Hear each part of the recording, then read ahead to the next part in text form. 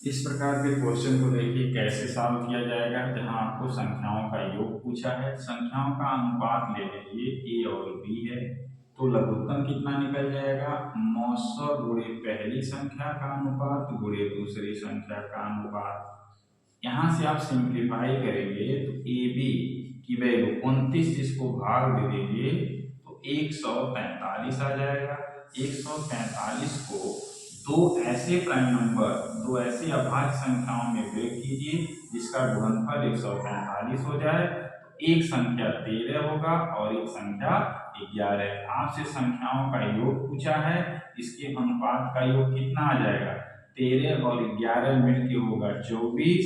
इसमें मौसर का गुणा कर दीजिए तो संख्याओं का योग निकल के आ जाएगा। 24 का 29 में गुणा करने से अच्छा है 24 का 30 में गुणा करके और 24 को माइनस कर दीजिए तो कितना आ जाएगा, 696। 696 is the right answer. 696 is the right answer.